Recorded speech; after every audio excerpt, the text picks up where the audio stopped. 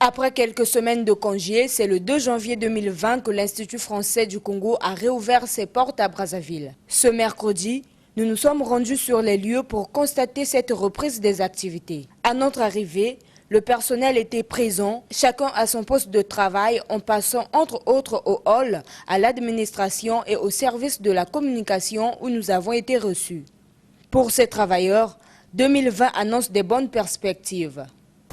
Alors 2020 déjà au niveau culturel, ça s'annonce très bien puisqu'il a été décidé par le président Emmanuel Macron que 2020 serait l'année de la saison culturelle Africa 2020. Donc l'Afrique et toutes les Afriques seront mises à l'honneur tout au long de cette année à partir du mois de juin.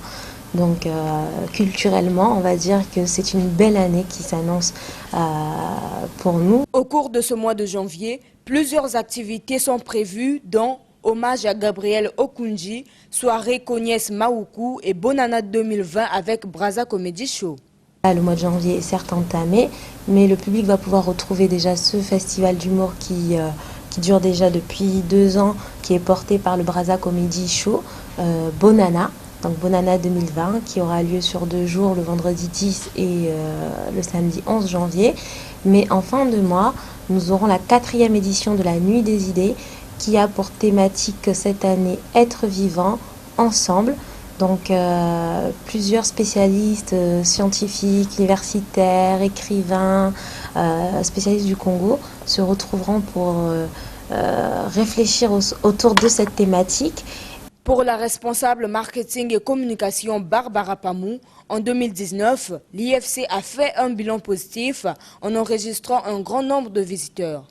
Cette même année a été marquée par la célébration des 25 ans d'existence du bâtiment abritant cet institut. 2019, on a passé la barre des 100 000 spectateurs, puisqu'en termes de visiteurs, on a dépassé les 150 000 visiteurs.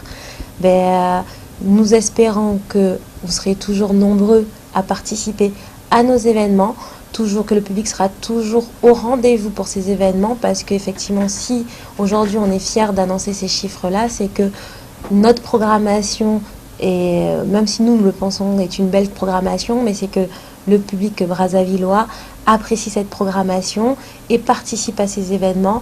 Et donc, on espère que ceux qui venaient déjà en 2019 viendront, et ceux qui entendent parler de l'Institut français décideront de venir et de découvrir l'Institut français par leurs propres yeux, leurs propres moyens et de leurs propres yeux. L'Institut français du Congo compte de plus belle faire vivre la culture en cette année 2020 à Brazzaville, a laissé entendre